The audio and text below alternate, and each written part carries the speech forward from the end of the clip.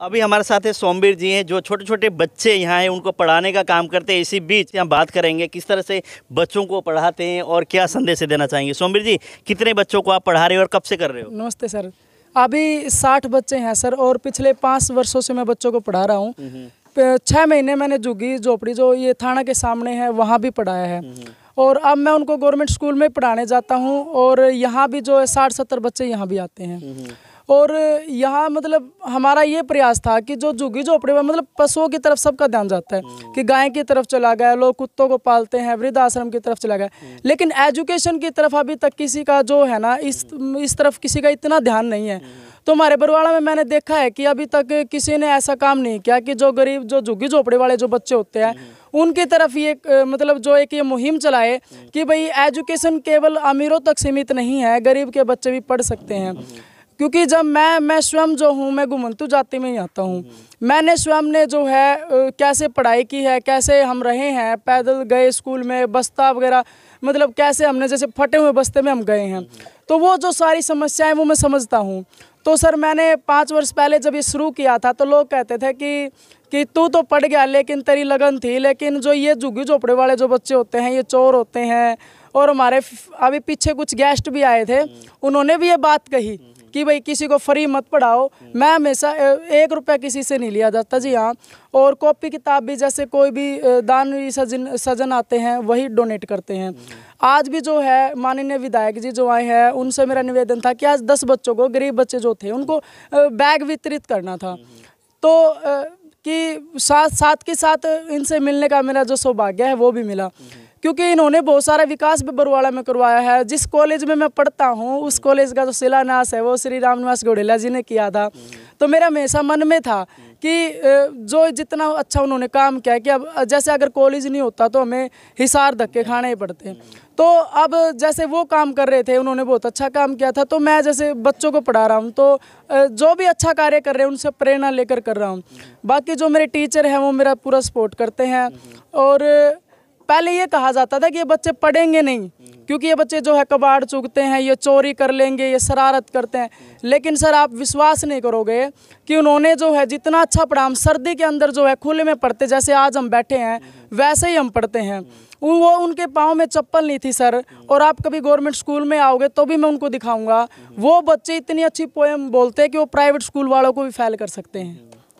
तो बहुत अच्छी बात आपने की, और बहुत सारे बच्चे आपके पास हैं। तो इनको जब बच्चों को आपने कहा कि समाज सेवी संस्थाएं आती हैं, कोई कापी कोई कलम कुछ देता है। आज विधायक जी आए हैं, विधायक जी से भी आपने अपील की और विधायक जी यहाँ पे बच्चों को पता नहीं क्या क्या दे के जाएंगे, तो देखने वाली बात होगी। लेकिन आप जैसे कि स्वयं इतने लगते हो, तो आप अपना कैसे पढ़ाई के साथ साथ अपना खर्चा होगा किस तरह से आप करते मैनेज? मेरे पिताजी जो है गोलगप्पे की रेहड़ी लगाते हैं और अभी कुछ कारणों से बंद है। तो वैसे मैं मेरे पिताजी के साथ पार्ट टाइम जॉब करता हूं और मैं कॉलेज में पढ़ता भी हूं। और मेरे साथ एक और मेरे सहयोगी है कमल जी, वो भी बच्चों को पढ़ाते हैं और वो एमए में है जी। तो हम ऐसे करते। तो बच्चे ये हैं, जितने बच्चे हैं, ये आपके समय क्या रहता है पढ़ाने का? लगभग कितने घंटे आप पढ़ाते हैं और किस तरह से करते हैं? सर समय जो है वो 4 से 6 है। सर्दियों में तो हम कम कर लेते हैं। जैसे गर्मी में 4 से 6 है। उसके बाद हमारा प्रयास रहता है कि कोई भी जैसे बरवाड़ा में चाहे कहीं भी हो कि वो पढ़ाई की वजह से ये ना कहे कि मेरी आर्थिक स्थिति कमज़ोर है, इस वजह से मैं पढ़ नहीं सका या मेरे को कोई गाइडेंस नहीं कर सका।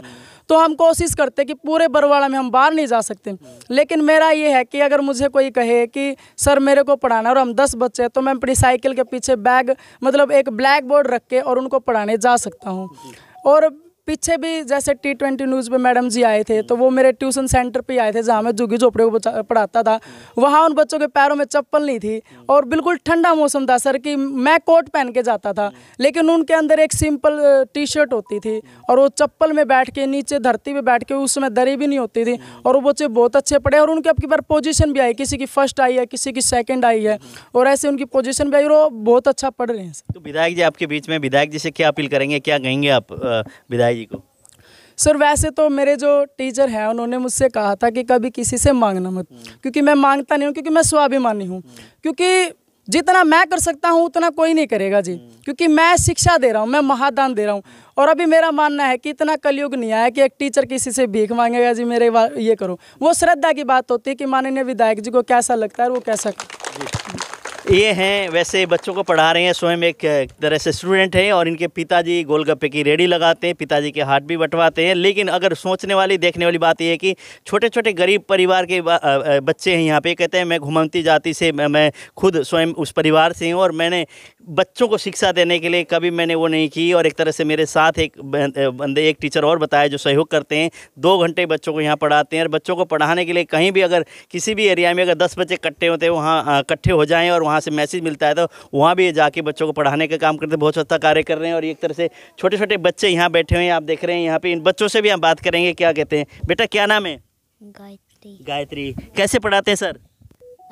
अच्छा पढ़ाते हैं। कब से आ रहे हो? हैं? कब से? आप क्या नाम है आपका? अजीत। अजीत कब से पढ़ रहे हो? हैं? बताओ आप कब से पढ़ रहे हो? कितने महीने हुए? 1 महीना। 1 महीना हुआ। ये सर इसकी मैं आपको बताता हूँ, मैम इनकी सुनना चाहिए। ये है यूपी से है सर। अच्छा। यूपी से हैं और ये जो है एक होटल में काम करते थे। अच्छा। अपने बारे में नहीं बताएंगे। तो क्या करता था, मैं जब जाता था ये कहते थे कि भैया मुझे पढ़ना है। तो मैंने कहा कि कैसे पढ़ोगे? तो ये कहा कि मुझे एक कॉपी और पेंसिल दे दो, मैं पढ़ लूंगा। मैंने कहा ठीक है जी। तो मैं इसको कॉपी पेंसिल दे के जाता था, ये काम कर लेता था। तो जैसे ये वहाँ से होटल से हटा, फिर मैंने इसका स्कूल में नाम लिखवा दिया जी। और ये डायरेक्ट 4थी क्लास में हुआ, ये नहीं कि पहली दूसरी तीसरी की हो इसने। और आप अब अगर कोई पुस्तक ला के दिखा दोगे तो रोज काम करता है, रोज पाठ पढ़ता है। आप कुछ भी पूछ सकते हो, मतलब इसकी बुक में से। हाँ जी।